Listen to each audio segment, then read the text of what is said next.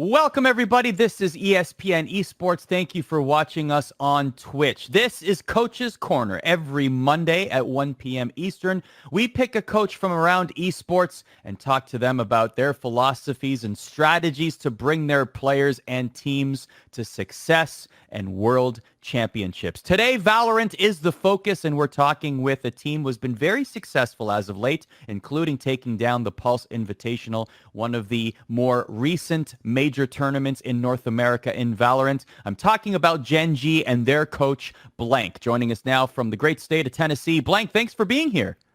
Hey, Arda. I really appreciate you having me on. I'm looking forward to it. So we're going to dive into Gen.G and their success and a little bit of coaching strategy in Valorant. But let's start with you and actually your journey to becoming the coach in particular of Gen.G and coaching in Valorant. Why don't you just give us a little bit of your history and also how you got into this position? Yeah, sure. So I'm a little different than I would say the majority of players and coaches. I don't have much of a competitive Counter-Strike background. I've always been a big fan of Counter-Strike and stuff like that, so I feel like I'm fairly knowledgeable on it. But I got my start in esports in the H1Z1 Pro League. I was a Battle Royale guy. I played in that for a split under a smaller org, Impact Gaming. When the Pro League fell apart, I started deciding I was not looking to compete as much anymore. I was looking to maybe help coach some talent, stuff like that. I was looking around and I saw that Gen.G had an opening for an Apex Legends, I believe it was a Battle Royale performance coach. Threw in an application, met with our GM Nate. He liked me. He brought me on. I spent a couple months coaching our Apex Legends team. We ultimately exited that game, so I shifted over to working with our female Fortnite team, Team Bumble. And with Maddie, Tina, Carly, Hannah, and then we brought on a younger Swedish player, Moki. They've all been doing really well, but I was looking to expand a little more, get into maybe an FPS, something out of the Battle Royale. I'm sure everyone hears it's RNG, this and that, Bloom and everything. At some point, you get a little tired of that, so I decided I wanted to try out an FPS. Valorant beta wasn't out yet, but we knew it was something that Gen.G was going to be interested in investing in. And our GM Nate took a chance on letting me scout the team and ultimately coach the team. So when you heard that Valorant was coming, even as far back as Project A, when did you decide, you know what, I would love to be involved with this title, and in particular, I'd love to coach a team? Almost right away. I've always kind of been looking for a way to get my foot in the door with an FPS. Counter-Strike's been around for so long now. The coaches there have so much experience. They have years of actual playing the game, competing, moving into coaching. So I always felt like it was going to be kind of hard to break into that. So as soon as I saw that a new FPS was going to be on the market and it was going to be backed by Riot, it kind of felt like a no-brainer to start really, really reading up on the game, spending a little more time watching even Counter-Strike with the similar mechanics. And so I would say early on, 100% by the time the beta dropped, I spent a ton of time playing the beta and really enjoyed it. But I think I had made up my mind that this was the FPS I really, really wanted to get involved in a coaching level early on. So obviously the comparisons to Valorant and CSGO from a tactical FPS perspective are there. We've seen a lot of CSGO players move to Valorant. Also coaches, actually in particular from the coaching standpoint, I think you're one of the few, if not the only one, that does not have a direct CSGO background. So what did you take away from H1Z1 and the Battle Royale genre that helps you in Valorant coaching? Yeah, I think H1 and BRs in general in the team game mode, not a shot at Counter-Strike, but in Counter-Strike you can have just an insane aimer who can kind of run around the server and steal you a lot of rounds, like a Zywoo on Vitality, a Shox, a Twist. Different players, you can somewhat have that in Valorant, but it's a lot harder with the abilities. And in battle royales and team modes, you just couldn't have that. In a 5-man team-based game on H1Z1, there's not one player that can run around and win you a game. It's super team-oriented. You have to be super coordinated. So that's something I've tried to bring into Valorant. I think it's been good to we have 5 CS players who have a CS type mindset, but then I bring in a completely different type of mindset. So it allows us to see a broader picture, considering, I mean, at the end of the day, Valorant isn't Counter-Strike. It's similar, but it's a whole new game. So you have a full CSGO 5-stack in Gen.G. There's a lot Yes. of teams that have a mishmash, whether they're players from, Sentinels is a good example, Overwatch, Apex, CSGO, etc.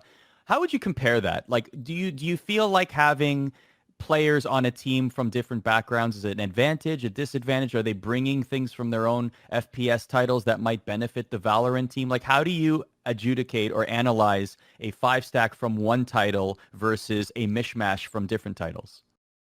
I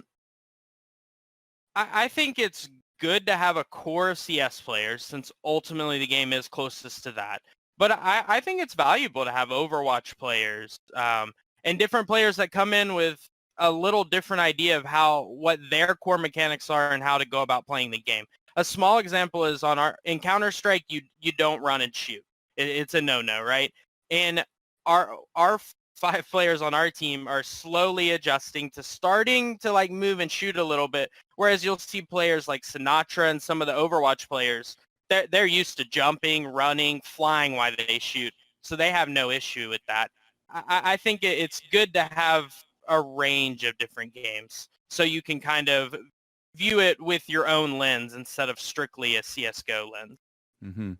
What about players coming from the BR genre in particular? I remember when we hosted and this was in the closed beta, of course, it seems like a lifetime ago now, but when we did the Valorant Invitational, we did teams from different backgrounds. So we had a PUBG team, a Fortnite team, a CSGO team, etc. And I saw a lot of hate for the BR related teams, maybe a little bit excessive at points. So I'm just wondering, from your point of view, like what skills or how do you feel players from a BR genre would translate to Valorant as a pro overall? So like the 100 Thieves guys, right? It's 4 BR players from PUBG, some of the best PUBG players to ever play in North America. I think people hate on BR a little bit because they see it as not as competitive. It has more RNG and stuff like that, which is all fair and valid points. But at the same time, I think that BR players probably develop a level of game sense that you don't even think about in a lot of these other games. In FPS, you have a team of 5 to rely on. You have people, they're watching this corner, they're watching that corner. In a BR, in PUBG or Fortnite, when you get pinned down, someone's trying to take a wall behind you, someone's trying to take a wall in front of you. You have to focus, you have to tunnel out. The amount of stuff you have to process going on around you in a BR, I think is higher than probably any other game.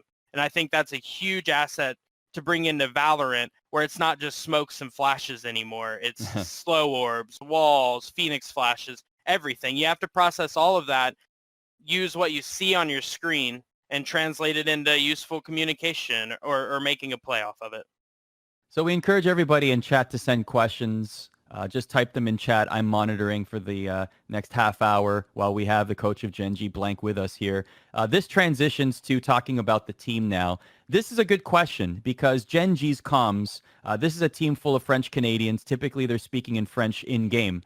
Do you speak French, and how do you navigate that if you don't, with the fact that they're speaking French while they're playing the game? So I do not speak French, and why they're actually calming in game, I don't understand it that well. I've started to pick up on some basic words, some left, right, he's weak, stuff like that. So actual in game, during a match, I'm not as involved as other coaches, like maybe like tailored for TSM. Since they're speaking French, I can't really actively participate. The way we remedy that is all like mid-round communication is French, but everything else is English. The guys all speak English very well. They're open talking in English. They value my input. And then a lot of VOD review. You can spot communication issues without even understanding, right? You can just see, oh, we didn't swing something together, or why was this player over here while we're working mid and working towards B. So a lot of VOD review, and I just asked them to explain what the comms were here, why they weren't as clear, and how we can fix them. It's a small challenge, but yeah. we've been able to work around it so far. I mean, it's very interesting to talk to coaches around different esports, especially Valorant, because there are unique challenges that are posed with each team. And in your case, it's a communication thing, right? Like just understanding what they were saying during their gameplay, because they're speaking in French, and that's more natural to them because they grew up as French Canadians. Let's talk about some of the performances. Obviously, the Pulse Invitational, very impressive there. What were your big takeaways from that tournament? The biggest takeaway, probably hands down, was our comeback against Sentinels for us. We've struggled against Sentinels in scrims, in official matches. They've had our number. I think they know they have our number, so they get a little confidence boost. We're trying even harder, really trying to beat them. It looked like they were going to beat us again, but we were able to have a pretty insane comeback on Haven. So that was probably what I was most excited about in the Pulse Invitational, even a little less than winning it, because I felt like finally beating Sentinels and not having just this kryptonite in our tournament, every tournament after tournament, was going to benefit us more in the long run. So when you started to feel that Sentinels had your number, how do you game plan against that? What were some of the strategies that you put in place, and tried to calm down your players too? Maybe it was building in their minds, oh man, we can't beat this juggernaut. They're always defeating us. Like, how do you, as a coach, how do you prepare your players to face that challenge? Well, we spent some time talking about how they're also just Valorant players. They're nothing different than us. They play the game the same way. They sit down the same way, everything like that. And then we definitely spent a lot of time watching their VODs against us, them playing against other people. We were trying to find every edge to take into the server, so it would give us a little more confidence when it came time to play them. Give us an example if you can. I know that people like to keep their cards tight to their chest at some points, but like, what is it about Sentinels that make them such a good matchup for your team? Well, I think even I've seen ESPN comment on it and stuff, calling them the most exciting Valorant team to watch. I don't think it's any secret that they're in a very, very aggressive team, right? People have written about how we're a little more structured, how we like to have plans and stuff. And Sentinels is just an aggressive team that likes to get in your face and kill you. So when you put the two play styles together, it didn't always work out in our favor. So we had to adjust and stay structured, but also be prepared for their aggression.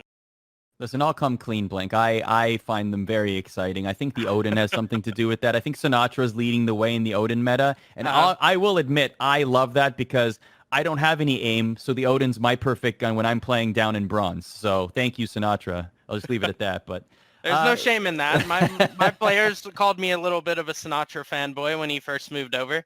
So I can't blame you for that. He's exciting. He's a fun streamer to watch, fun competitor to watch. Yeah, definitely. So let's move on to this weekend then. I mean, obviously not as big a tournament. I'm very curious, like when you bring your team or when you sign up for any tournament, even for example, the Esports Doug E United Charity Clash that happened this weekend, right? Like, how do you approach tournament? Like, do you have a different philosophy in approaching tournaments that might not have major prize pools on the line or might not be seen as an A tier or S tier tournament? Like, do you take those opportunities to try different things? How do you approach those tournaments versus the major ones? Yeah, in the 100 Thieves charity tournament and the E United charity tournament, we took the time to let some guys play some different agents that they don't normally play.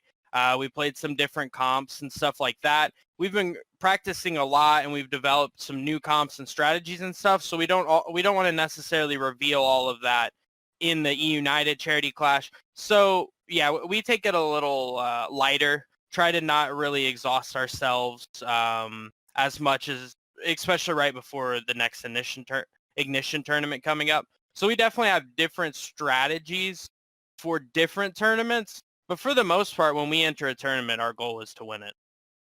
So let's use the Esports Doug E United tournament as an example. I'll say GMD, for example. So he played Phoenix throughout the entire Pulse Invitational. GMD or Gen.G wins, right? Mm-hmm. He switches it up. Now, this isn't the first time that he's played different agents in a tournament, but he was definitely switching it up in this particular tournament. So how much consideration do you have to, okay, we want to play these tournaments, maybe try some new things. Do the players come to you and say, hey, can I try these agents? Does it naturally occur in scrims? How does that negotiation happen? It's not even that structured for this past tournament. I think we, on one of the games, we maybe even got into agent select, and we just said, play what you want to play.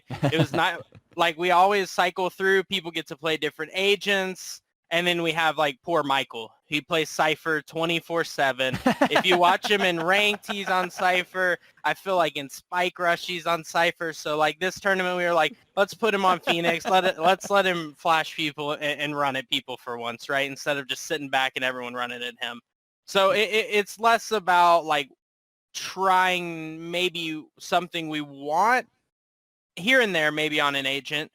But for the most part, it's more of just kind of letting the team switch it up and have a little fun. There is a cat behind you, and I would like to know the cat's name. I believe that's Bear. We have two ragdoll cats that look about the same, and they always barge into my room. This interview is completely derailed now. Once you put a cat in focus, now who's going to be paying attention to us? The cats. We might as well just zoom in on the leave a cat cam on the side there. He's a handsome cat too.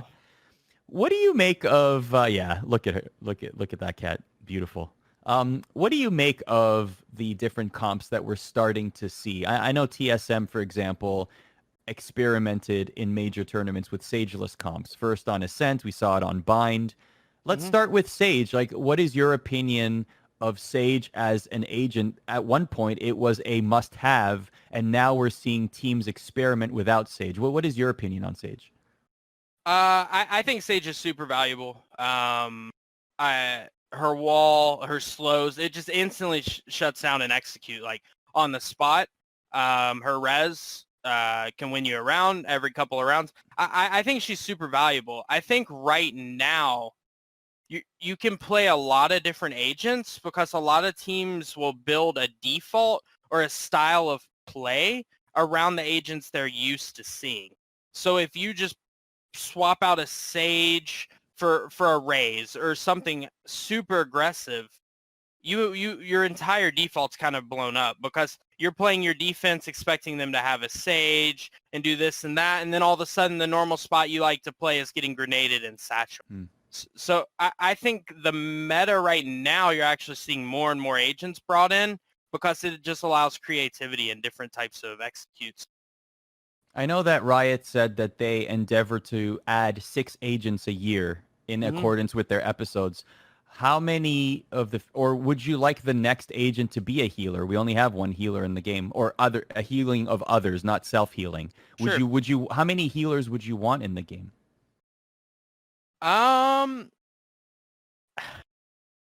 The healers are unique. It has to be balanced, right? But I trust Riot at this point. All their agents, I feel like are very balanced. It's shown by the fact that some teams will play Sage, some teams won't. You'll see a Phoenix, you'll see a Raze. So I trust Riot. I think maybe we don't need a ton of healers. We could probably keep it to 1 or 2 healers. But I mean, we're bound to get another one. I've heard everything from 1 or 2 to 0. I've heard people also say just remove the healers entirely. We don't need healers in this game. So I guess depending on who you ask. Some of your CS people will say, let's get rid of the ultimates. Let's get rid of the healing. All of a sudden, we're just going to have Counter-Strike again with flashbangs and smokes. It'd be easier for the people coming from Counter-Strike, I guess. I think they just prefer that. What about the maps? I noticed that Bind and Haven are great for Gen.G, and Gen.G have challenges on Ascent and Split, at least in competitive play.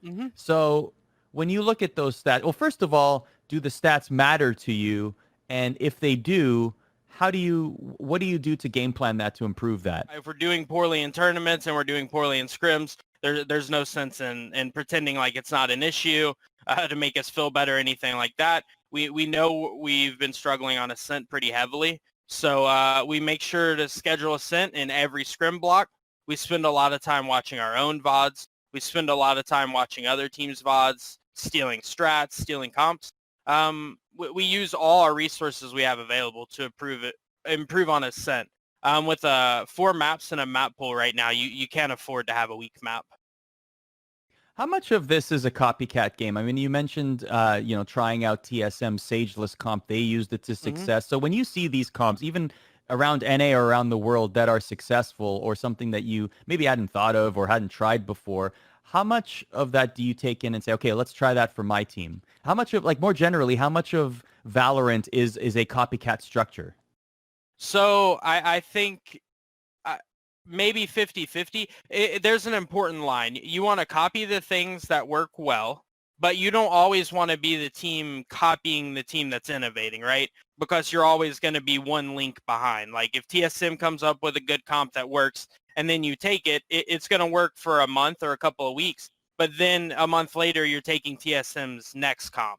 So you want to make sure that you're not afraid of trying stuff yourself as well. Because if you're the team that finds a comp that does really, really well on Bind or on Ascent, then you're going to have an advantage when teams start copying you to catch up. So let's talk about the finals of the Esports Dog United Charity Clash. And this is speaking of preparation. So you face C9. You've beaten C9. They got the better result this weekend. Mm-hmm. And of course, the focus of C9, at least for now, is TenZ, right? And many people would consider TenZ to be the best, most mechanically gifted player out there right now. A lot of people have said that. So when Gen.G and you in particular are game planning for a team like C9, how much of it is like the whole Chicago Bulls Michael Jordan approach where you're trying to isolate and shut down TenZ versus thinking about the team? Like how much consideration is given to a player versus a team in a situation like that? I wouldn't say like we try to avoid the site he's playing or anything like that, but we give him a ton of respect. We understand that a lot of times he's probably going to get his kill. Our job is to make sure that we're coordinated as a team and we trade him. We're okay with him getting his 1 kill because it's hard to prevent it, but we can't let him get the second and the third kill. So it's a minimization, yes, so to speak, yeah, because you know that he's just too good to not avoid even the first kill. Like, just try to minimize the damage there, the bleeding, so that you can focus on the rest of the team. Right. If he misses a shot, we have to punish it. We can't give him a chance to get that kill. But we don't get frustrated, and even when he has big rounds, like he's stolen rounds from us in the past. It's just. Hey, you kind of pat him on the back and you say, nice round. We're going to bounce back in the next one. Well, certainly people would say TenZ is one of the, if not the best player in North America. And after the We Play Invitational this weekend, the conversation of NA versus EU has really started to ramp up, especially because players like Artis on G2 have started to sort of, initiate the trash talk, so to speak. Right. So let's start with your general thoughts on NA style of play versus EU style of play. What are you noticing when you're watching major EU tournaments right now? EU seems a little less tactical, in my opinion. It seems like they're more interested in fighting. I know I've heard multiple oppers say, like, NA oppers, oh, if they peek me like that, I would kill them. Is it true? Not sure. I don't think we'll know until NA plays EU. But I do think NA's scene is a little more developed. I think there's more orgs invested, and there's more tier 1, tier 2, tier 3 teams scrimming almost every day, every week. I think you have less of that in EU right now. So like mechanically and gun skill, sure, they're as good or could be better. Only time will tell. But I do think right now NA's utility usage and they're more tactical and a little more team-based. G2 haven't lost a series in top professional play yet. Certainly the quality of competition will come into question there as well. If G2 were in NA and competing at NA tournaments, how do you think they'd do? I think they'd still do well. If they were competing in NA tournaments and scrimming NA teams and stuff, maybe their first tournament, if they came straight over, they might struggle. But I think they're all talented players. They all have a ton of experience. I think they would fit in. And if they were a little behind, I expect they would catch up quickly. Let's go to chat for our last question here. And you've been generous with your time, Blank. We very much appreciate it here on ESPN Esports. This one comes from Dominic777. And going back to the stats question, I love how accomplished the public statistics are as compared to other esports so early in Valorant's esports competitive scene, right? Like you have 100%. multiple websites, right? Like it's really refreshing to see, especially compared to other esports that are established that don't even have as much available to the public. So Dominic77 asks, at this early stage of Valorant, how much data is used to make game decisions and agent selections? And I want to add there, what stats matter to you as a coach? Like a lot of times people will look at stats and sort of maybe make the wrong judgments based on them. Which stats truly matter? I think probably one of the biggest stats right now is first blood. That's why you're seeing a lot of jets starting to creep into the meta on more maps, because a jet can dash in, get you information, and get you a kill. It doesn't matter if your jet can't get the second, third kill. Just getting that first blood, it gives you a huge advantage in a round. You've most likely taken out utility from them, and you've just put your team in a situation where it's a 5v4. Now you just have to trade effectively, make the right decisions, and you win. So I think first blood right now would be the biggest one, and then winning man advantage situations would probably be another big stat.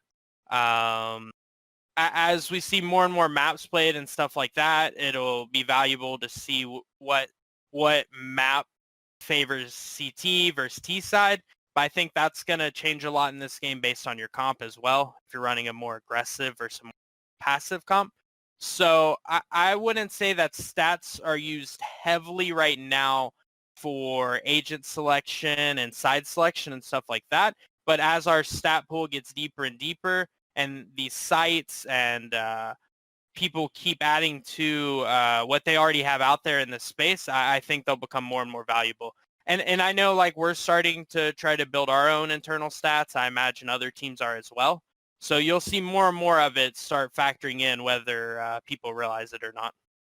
So that's our time here on Coach's Corner. Don't forget our other Valorant content live on Twitch every single week. Tonight at 9 p.m. Eastern, Tyler Erzberger, Fion on Fire, has his weekly power ranking show. He's going to be ranking the EU teams after the We Play Invitational. And on Thursdays at 8 p.m. Eastern, we have our weekly ESPN Esports Valorant show, where we break down all things Valorant, upcoming tournaments, previous tournaments. We'll be talking a lot about PAX Arena this week. Blank joining us here on Coach's Corner every single Monday, 1 p.m. Eastern, special guest this week. Blank, really appreciate your time, man. Thanks for being here. I appreciate you having me on. It was a pleasure. You got to definitely come back sometime. And all of you watching, 100%. Come back next week. Thanks a lot.